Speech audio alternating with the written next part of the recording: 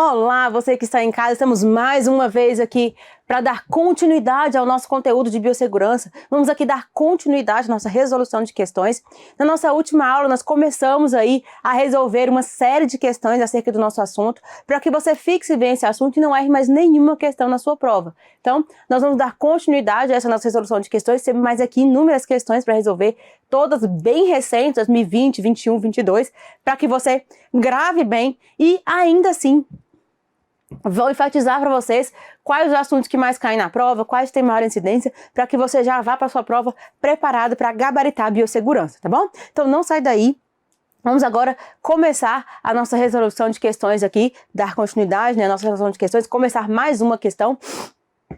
Vamos aí trazer aqui uma questão de 2022, recente aí, ó, quentinha, saiu agora do forno, questão da FGV, tá? Que foi aí retirada da prova da Polícia Militar do Amazonas para oficial de saúde farmacêutico, tá? Então, questão aí bem recente, que fala aí acerca de risco, classificação de risco, tá? Então também é um assunto que tem grande incidência nas provas. A gente vai ver aí das várias formas que ele costuma cair aí nas provas, tá?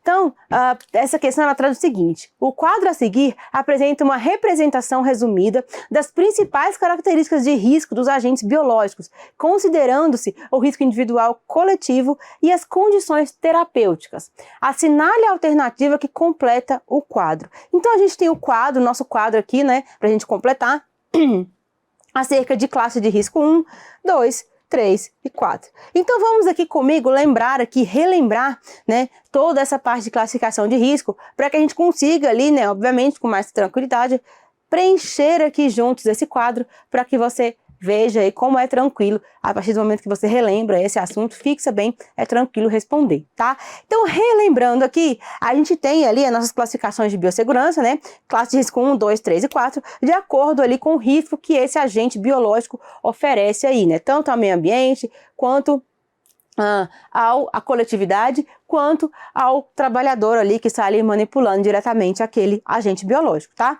Então, a primeira classe de risco que a gente tem é a classe de risco 1, que é aquela mais tranquila ali, mais branda, que tem menor periculosidade ou nenhuma periculosidade ali para o trabalhador e para o ambiente, tá? Para a coletividade. Então, a gente define ali classe de risco 1 como aquela em que aquele agente biológico, né, classe de risco 1, ele tem baixo risco, né, de contaminação individual, ou seja, baixo risco de contaminar o trabalhador e baixo risco de transmissibilidade ali para a coletividade, né, de transmissibilidade para a comunidade em geral, para a coletividade. E, tá?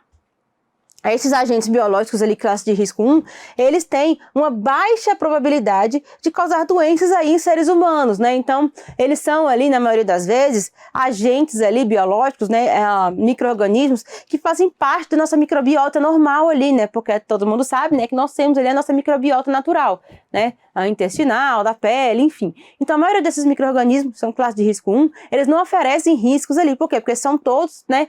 Fazem parte da nossa microbiota normal. É a nossa microbiota natural ali como seres humanos. Então, classe de risco 1 seriam aí, né, lactobacillus, Saccharomyces e E. coli, aquelas cepas não patogênicas, né, não modificadas de E. coli, né, porque a gente sabe, né, que E. coli, as E. colis, né, apesar de fazerem parte da nossa microbiota normal, elas vieram ali ao longo do tempo sofrendo aí algumas mutações, né, algumas mutações genéticas, né, algumas interferências, até mesmo pelo uso desregrado de antimicrobiano, que a gente sabe, né, que nós temos aí, muita gente tem esse péssimo hábito. Então, elas vieram sofrendo algumas alterações e se tornando mais resistentes. Mas as cepas, né, não patogênicas, as cepas tradicionais de E. coli, entram ali em nível de em classificação de risco ali 1. Tá?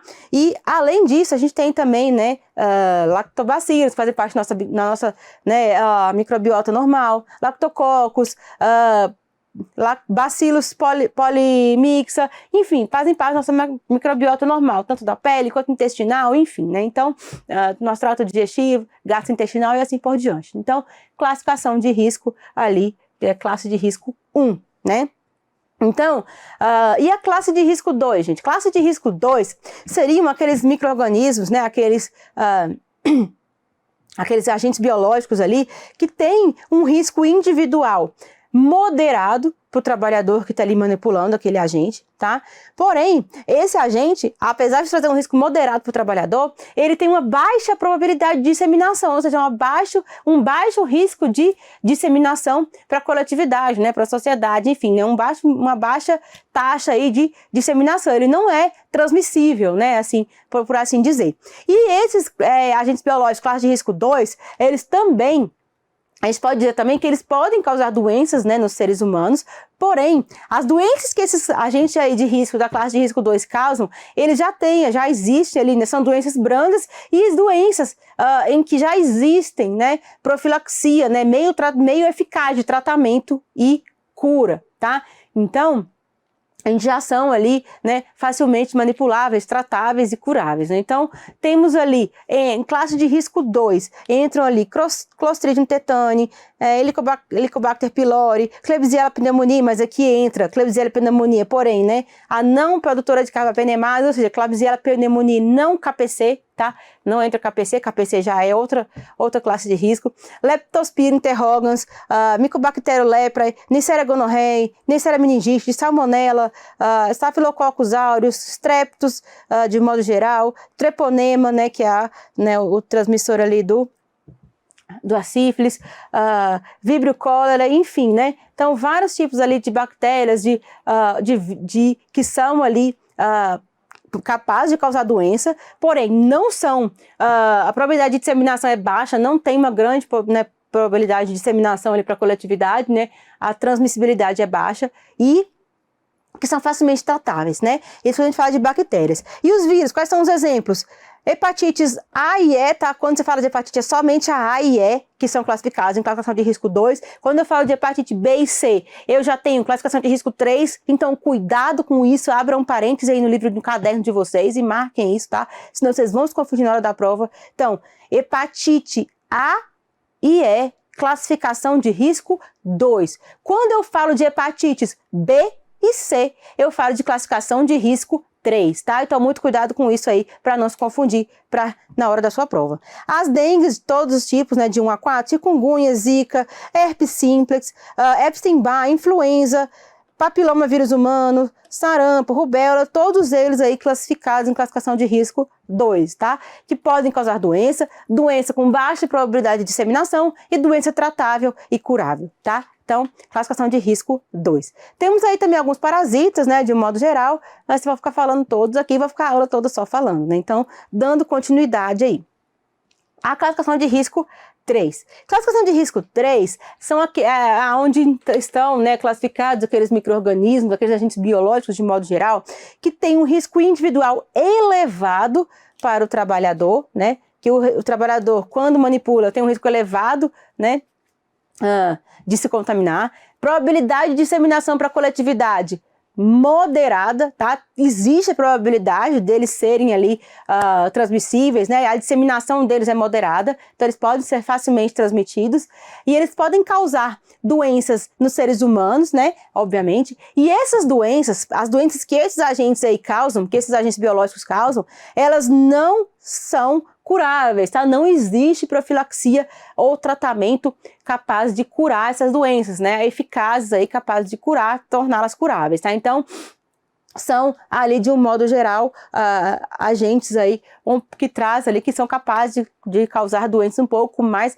graves, como, por exemplo, Bacillus anthrax, Clostridium botulinum, Mycobacterium tuberculose, Yersinia pestis. Aí, aqui no classificação de risco 3, entra HIV 1 e 2, tá? Entra HTLV também 1 e 2, entra vírus da raiva, entra também hepatites B e C, que faltou aqui na minha lista, mas já falei para vocês, também entra em classificação de risco 3, e entra também febre amarela, vírus da raiva e assim por diante, tá? Então, são alguns aí dos exemplos clássicos de classificação de risco 3. Então, risco individual elevado, né, de contaminação para aquele trabalhador, probabilidade moderada de disseminação, né, de transmissibilidade para a coletividade, e esses agentes biológicos, eles causam doenças graves e que não são ali, que não existe ainda profilaxia, tratamento eficaz, né, de cura e de profilaxia. Então, são doenças ali que não são facilmente tratáveis e não são curáveis, tá? Então, classificação de risco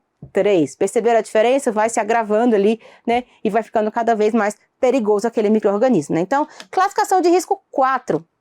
É aquele micro-organismo, aquele que traz o maior risco, né? Aqueles mais graves, né? Risco individual elevadíssimo, tá? Para o trabalhador que está manipulando. Probabilidade muito elevada de transmissibilidade. Então, são aqueles que são facilmente transmissíveis, tá? Para a coletividade. Grande poder de transmissibilidade, né? De disseminação e que causam doenças graves e potencialmente fatais, tá? Então, doenças graves e potencialmente fatais porque não existe meio de cura, de tratamento eficaz também, tá? Então, além disso, são potencialmente fatais, como, por exemplo, ebola, febre hemorrágica, vírus da febre hemorrágica, vírus ebola, febre aftosa, vírus da aftosa, enfim, né? E seus variantes, vírus da varíola e assim por diante, tá? Então, todos esses aí são considerados aí classificação de risco 4, tá? Que são os mais graves. E abrindo um parêntese aqui para vocês, né? Que eu não coloquei aqui, porque eu fiz questão de falar separadamente. Quando eu falo de SARS-CoV-2, é aqui que ele vai estar, tá? Então, SARS-CoV-2. O nosso covidinho aí, Covid-19, ele está classificado aqui em classificação de risco 3, tá? Classificação de risco 3. Assim como todos os vírus da família coronaviridae, tá? Então, SARS-CoV-2 também classificação de risco 3 aí, tá? Então, não sei se vocês se lembram, né? Não sei se vocês vão ter, né, essa recordação, mas quando a gente fala, né, no início, lá antes de ser decretada a pandemia mundial, antes de ser decretada ali, né, a periculosidade ali, né, do coronavírus, né, do SARS-CoV-2, do Covid-19, a gente tinha, né, o Covid-19 classificado, né, a SARS-CoV como classificação de risco 2. Por quê? Quando eu tenho um vírus novo e que o potencial dele ainda não é totalmente conhecido, automaticamente ele é classificado como classificação de risco 2. Tá? A partir do momento que começa a ser conhecido o potencial de transmissibilidade, potencial de periculosidade dele, assim como foi, né, na questão do Covid-19, foi percebido ali potencial de transmissibilidade, inclusive virou-se uma pandemia mundial, ele imediatamente foi classificado, foi alterada a classificação dele e ele passou a ser classe de risco 3, tá? Então, assim como os outros vírus da família coronaviridae, SARS-CoV-2, classificação de risco 3. Então, grave isso aí, porque pode ser alvo aí de questões de prova, assim como eu já vi, né? E vou trazer para vocês algumas questões acerca de Covid-19, de SARS-CoV-2 de modo geral, que falam, né? E que trazem acerca desse assunto, a classificação de risco e os detalhamentos do SARS-CoV-2, tá? Então, esse foi um pouquinho do nosso pequenininha revisão ali acerca de classificação de risco, para vocês rememorarem, para a gente preencher esse quadro aqui agora e poder depois finalizar a nossa questão. Então, quando eu falo de classe de risco 1, né, classe de risco 1, o risco individual aí, ele é baixo, né? Baixo, porque eu tenho, né, como eu falei aqui, a gente viu aqui que ele é o quê? Baixo risco individual, tá? Baixo risco individual. Baixo risco individual. Então, risco individual, baixo. O risco coletivo, também baixo, tá? Também baixo, tá? E a profilaxia capaz de, eficaz? Sim, existe, né? Então, sim, existe profilaxia capaz ali de tratar e de curar facilmente, né? São facilmente tratáveis esses agentes aí da classe de risco 1. Então, quando eu falo de risco coletivo, eu posso tratar ele como baixo ou ausente, né? Baixo ou ausente, a gente não sabe como é que vai vir pedindo ali na questão, mas baixo ou ausente. E o risco individual da classe de risco 2. Classe de risco 2, nós não vimos aqui agora, que já traz ali um risco individual moderado, né? Moderado. Então, risco individual moderado. Moderado. Ou, né, dependendo, pode considerar ainda como baixo, mas no geral, moderado, tá? Quando a gente fala de classe de risco 2, a gente tem que ter muito cuidado, porque muita gente ainda faz muita confusão com relação a isso. Por quê?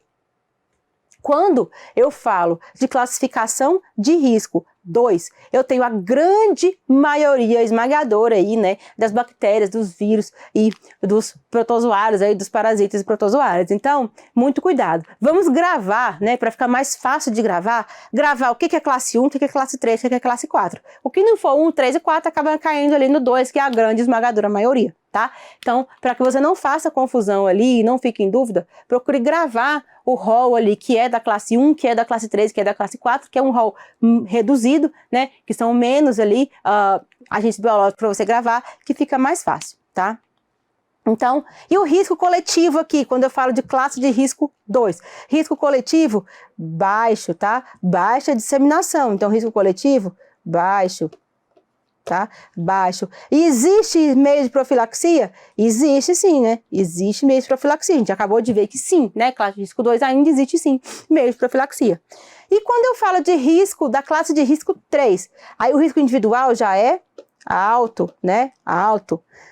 E a classificação de risco 3, classe de risco 3, o risco individual é alto, e o risco coletivo, ele também é moderado ou alto, né? Moderado ou alto. E aqui quando eu falo de profilaxia, já não existe, né? Não existe profilaxia ou terapia eficaz, tá? Então, classificação de risco 3.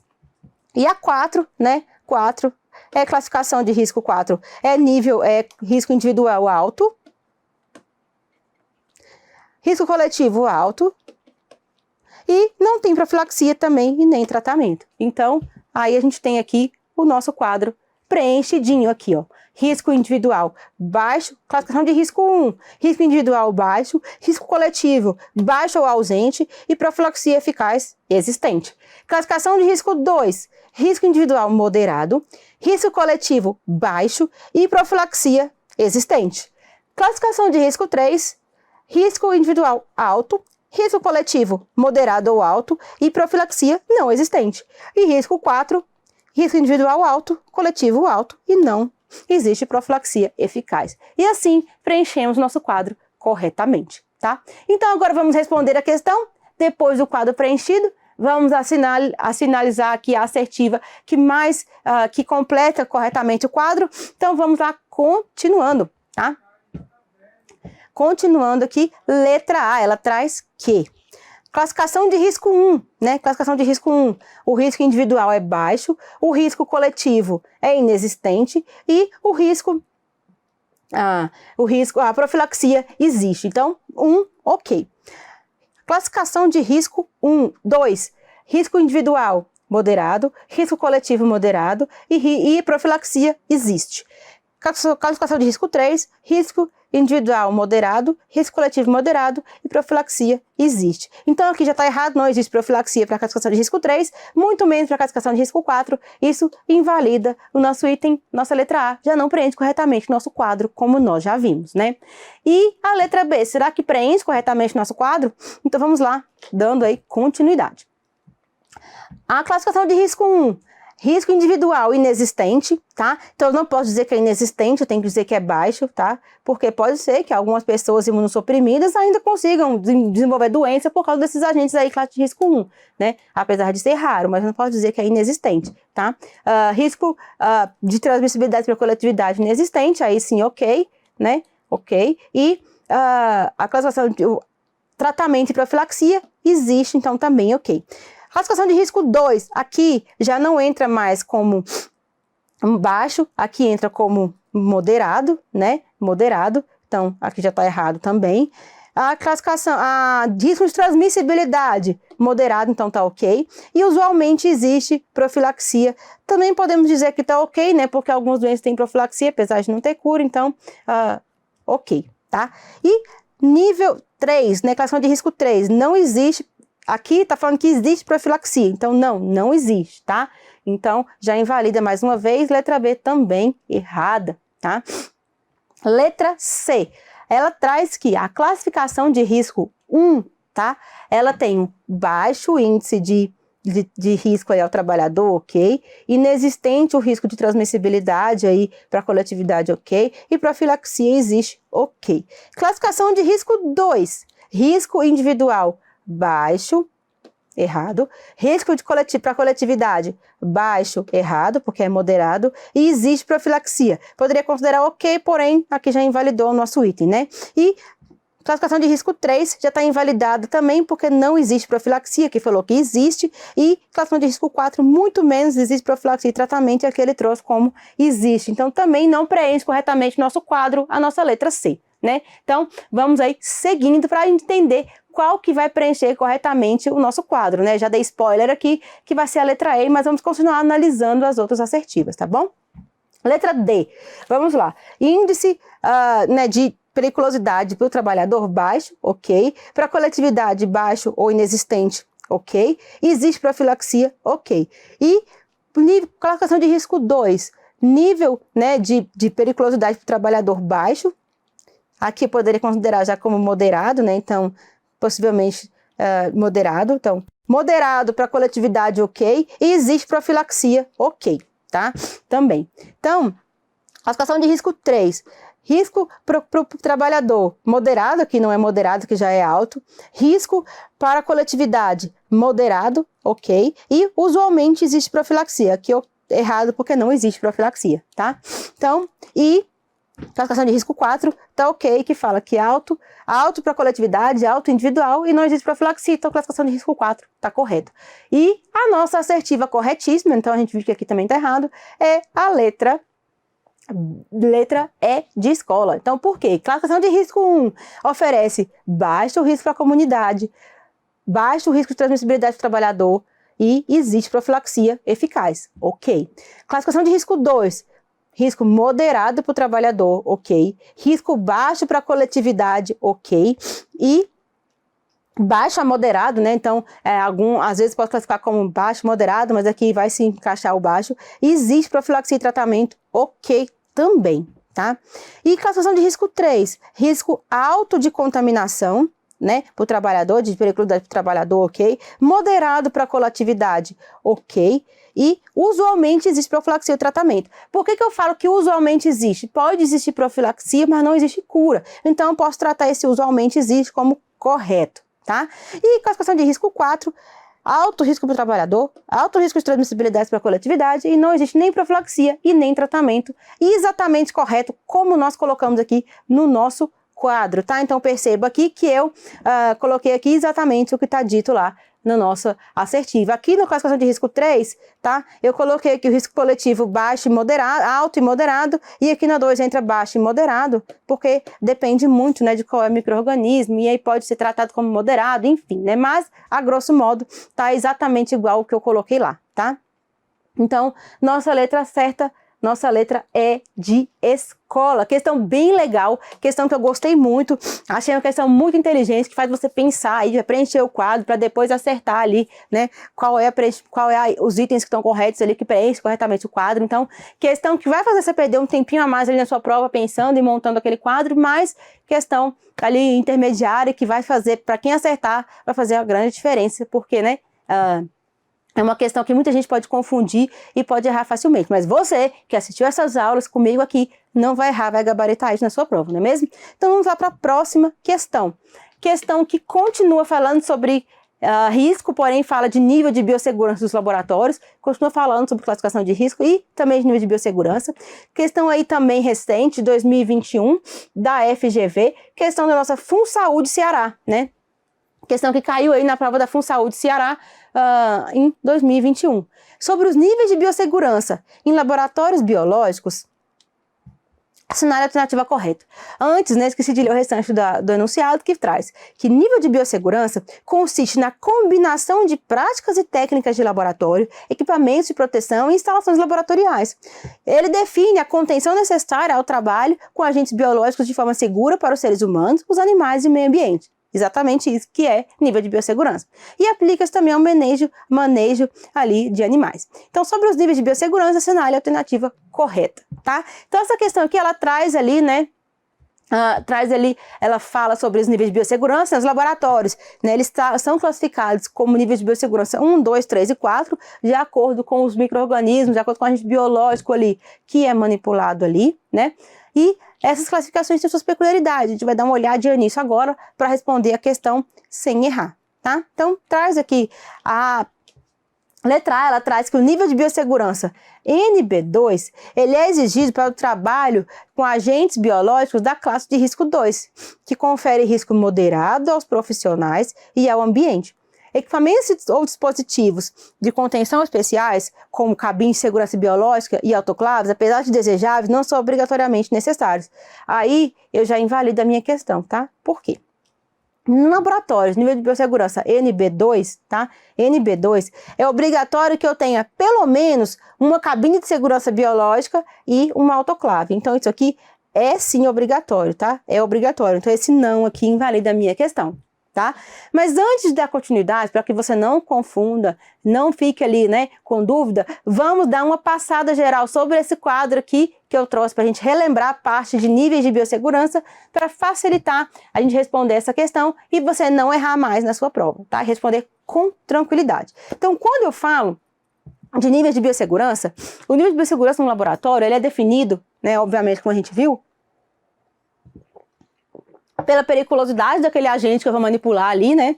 E ele é formado pelas barreiras de contenção primárias e secundárias que eu tenho obrigatoriamente que ter para manipular determinados agentes, né?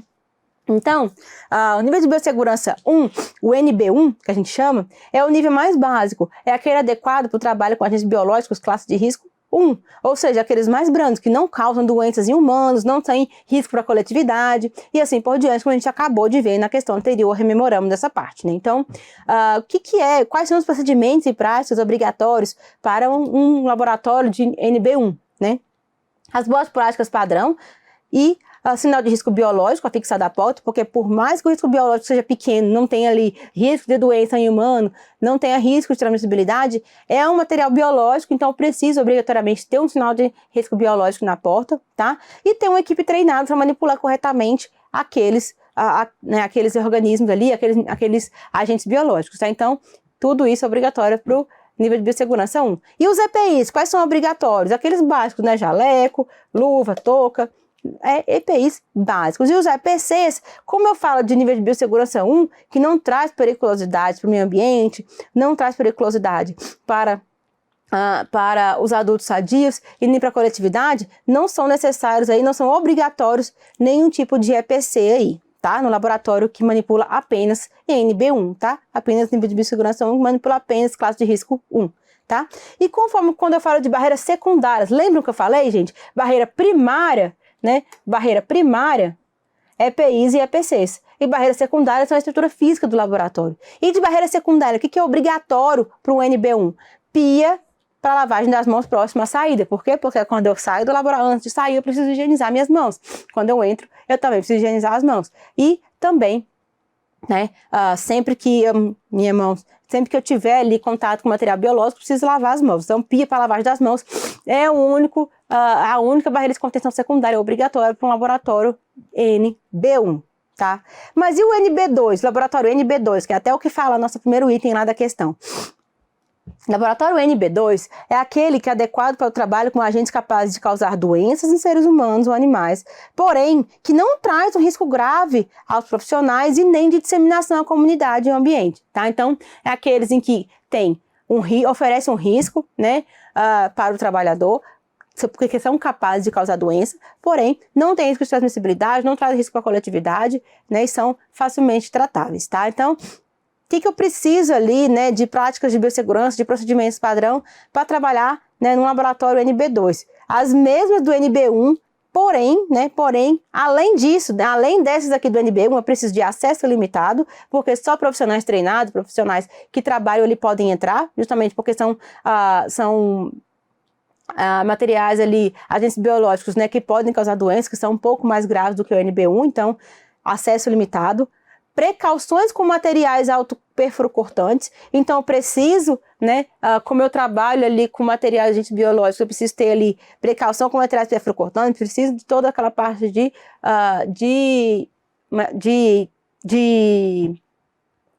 descarpaque, caixa de descarte de material perfil-cortante separado, tudo aquilo de precaução de material perfil-cortante, manual de biossegurança e, tá, que os meus profissionais e meus trabalhadores sejam com exame periódico em dia e sejam devidamente vacinados. Por quê? Porque muitos desses agentes biológicos NB2, eles são capazes de causar doenças. Apesar da doença ser tratável, eles são capazes de causar doença. Então, eles oferecem risco, tá, ao trabalhador. Então, eu preciso que meu trabalhador esteja devidamente vacinado, tá, para poder trabalhar naquele ambiente. E quando eu falo de EPIs e EPCs, óbvio, né? O básico, jaleco, luva, touca e, além disso, máscara de proteção respiratória também, porque alguns deles são ali transmissíveis ali por via de aerossóis, de gotículos e assim por diante, tá? E quando eu falo de NB2, respondendo a nossa letra A da questão ali, né? Eu preciso de cabines de obrigatoriedade de EPCs, cabines de classe 1 ou 2, tá? E autoclave é obrigatório que eu tenha esses dois lá no meu estabelecimento, no meu prédio, no meu laboratório, tá? E quando eu falo de barreira secundária de contenção, aí eu tenho a parede, tem que ser de específica, tenho que ter um teto e piso, parede, tanto a parede quanto o teto quanto o piso, tem que ser de acabamento liso, tem que ser impermeáveis e sem junturas, sem rejuntes, para que eu não tenha ali reentrâncias, não tenha penetração, não, seja fácil de limpar. Por quê? Porque são materiais de, sempre que cair um material biológico, sempre que eu precisar higienizar, eu preciso ter facilidade para higienizar, então tem que ser de material liso, sem junturas, sem reajunte, e que seja de fácil higienização, tá? E tem que ter pia para lavagem de mão, tem que ter toda aquela parte também, igual eu falei na NB1, pia para lavagem de mão, né? Sempre que você precisar lavar as mãos, sempre que você manusear um agente biológico, lavar as mãos e assim por diante. Então, nível de biossegurança 2, tá? E a gente vai encerrar essa aula aqui. Na nossa próxima aula, a gente já volta para dar continuidade, falando do nível de biossegurança 3 e 4, relembrando aí o laboratório de biossegurança 3 e 4, para a gente poder facilitar para responder aquela questão que nós começamos lá e dar continuidade à nossa resolução de questões, tá bom? Então não sai daí, que a gente já volta.